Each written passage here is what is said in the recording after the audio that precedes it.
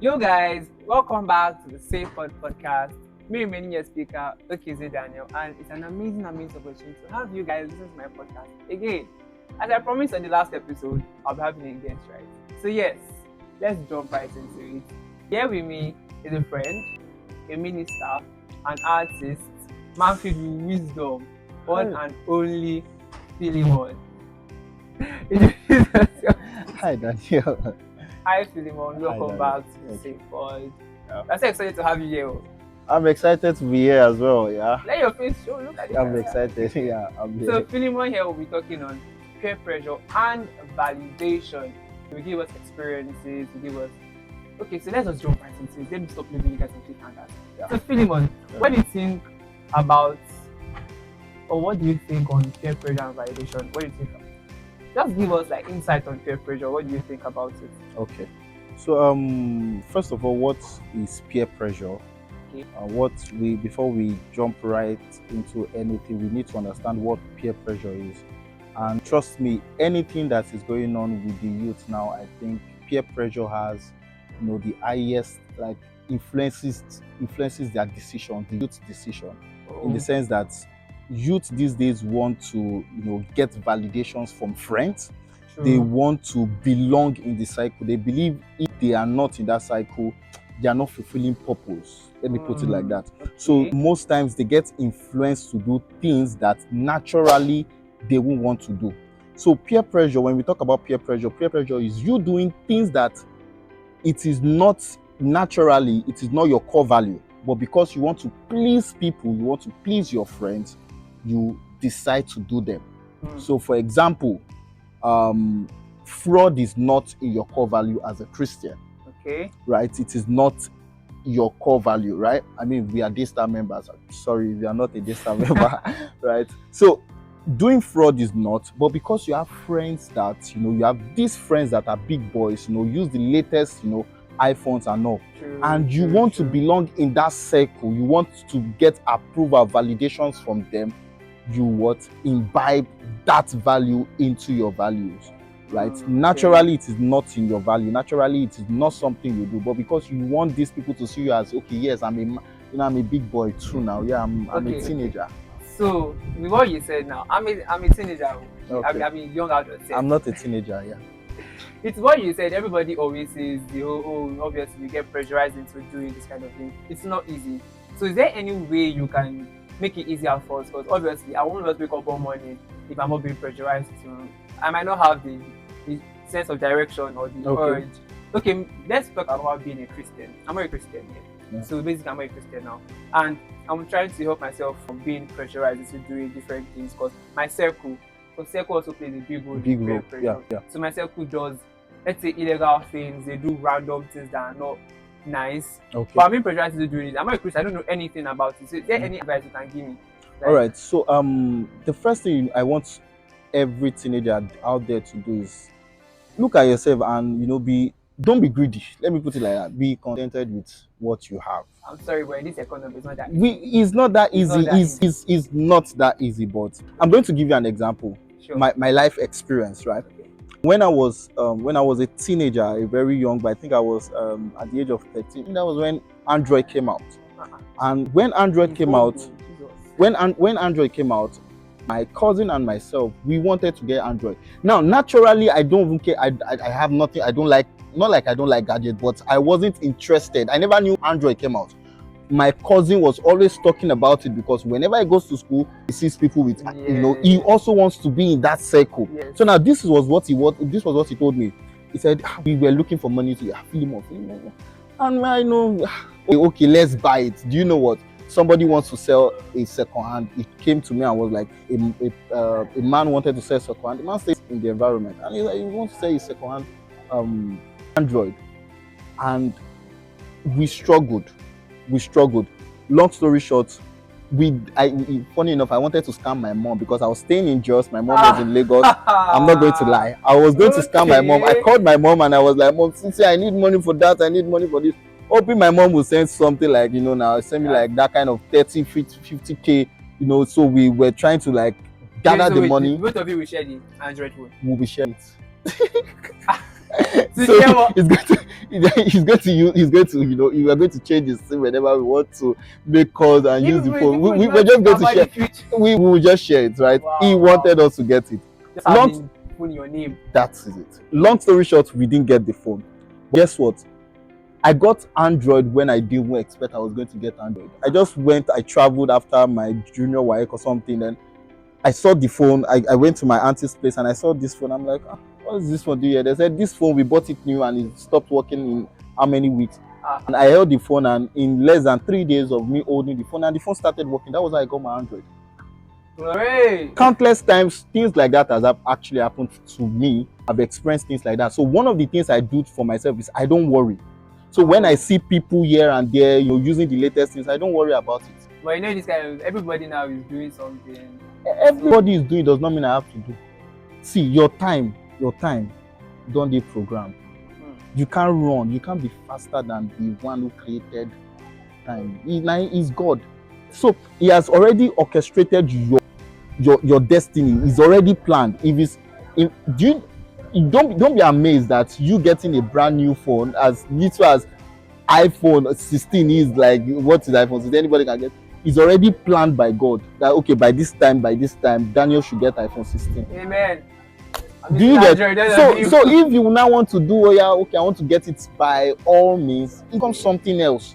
Right? So I don't stress when I don't get things or I see my mates doing things. I was working at the after secondary school. I was working, and my mates, colleagues will see me and be like, "Yeah, you're working, and it looks like this. Can't you do?" I'm like, "Calm down, bro." They see me and they look at my phone and they look at what I'm like, "Calm down.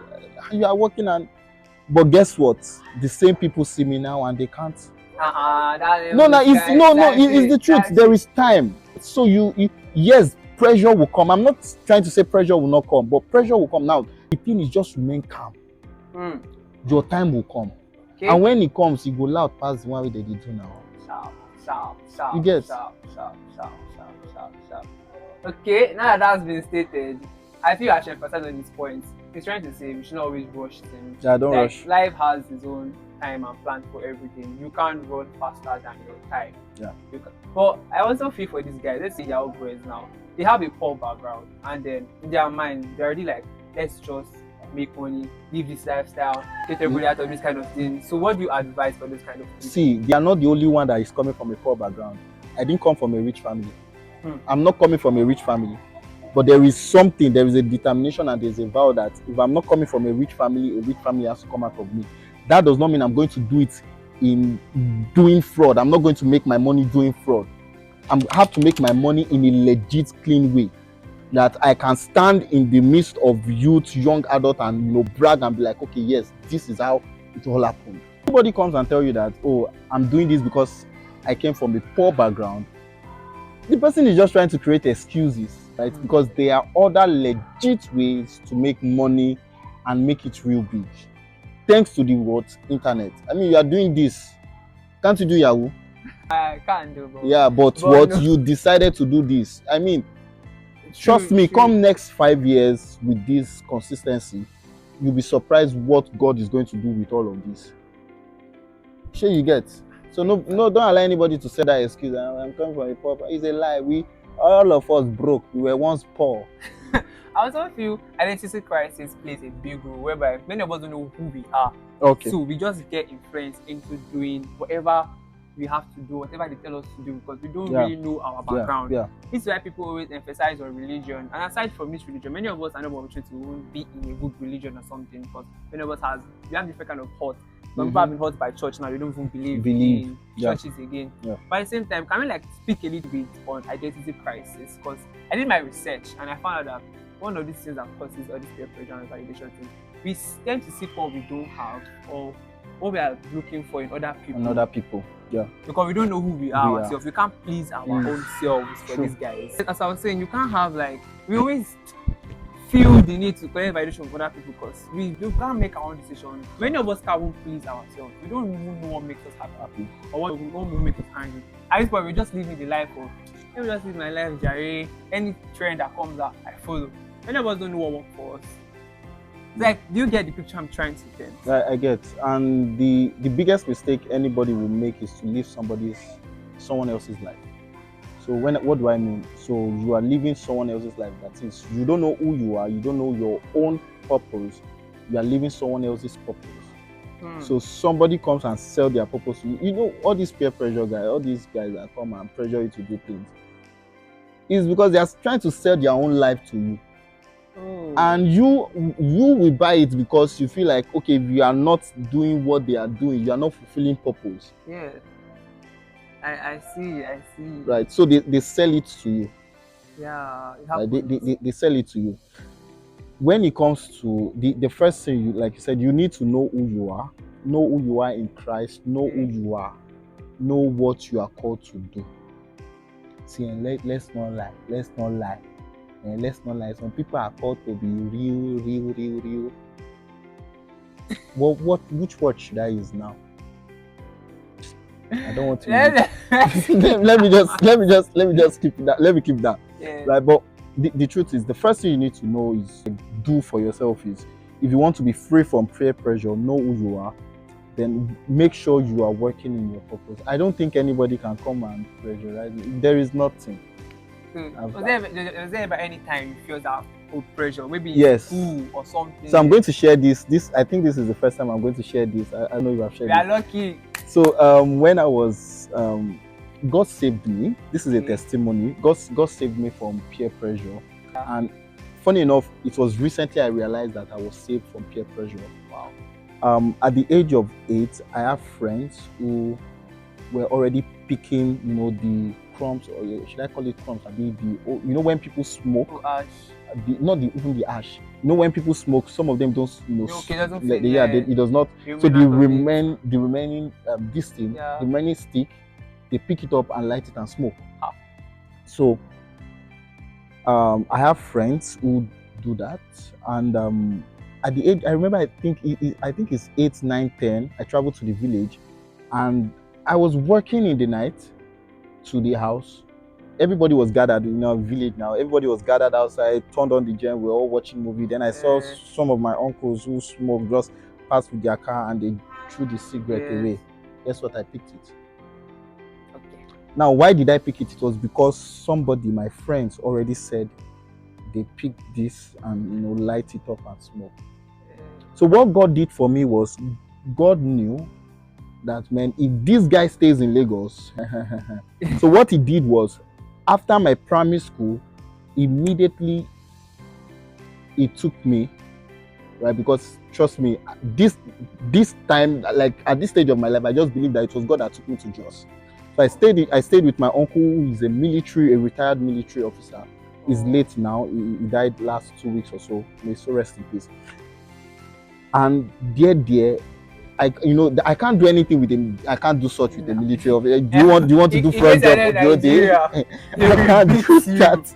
A military officer cannot catch me doing that. So that was where God actually kept me for 3 years. Wow. Then He brought me back. Wow. So bringing me back, there is nothing you want to do that will push you. I feel it's grace. that was grace. That was how God saved me, because I believe if I was still in Lagos, my friends would have influenced me to do things. Funny enough, most of them now are into fraud, and they smoke. I've seen them. Like once I see them, I'm like, oh, maybe they're like, God, thank you. And I'm always happy that He kept me. So yes, that being said by Philemon, amazing guest. Trust me, we're able to find a little thing, one or two at least, from that episode. This episode, in fact, but believe me, I had a paradigm shift from what Philemon said. Now we are wrapping up this podcast, leaving you on a cliffhanger for the next episode. A little bit of, okay, let me put it this way. It's a puzzle. Fix the puzzle to get to the next topic for the next episode. But we are not done with this topic, or we are. We might find out at the next episode, guys. Don't worry. Justice for peer pressure and validation. I know I'll be getting lots of DMs on this particular one. I'm going to treat it to the fullest. So everyone get, I'm pretty sure, at least we'll have a little bit of idea coming from it. Something big. So yes, our next episode after peer pressure and validation has to do with, guess this, picture of a person but blurry. That'll be our next episode, guys, or next topic. So, leave you on a cliffhanger. Keep staying safe with the safe pod. Catch you on the next episode. As always, don't forget to like, share, and subscribe. Stay safe, guys.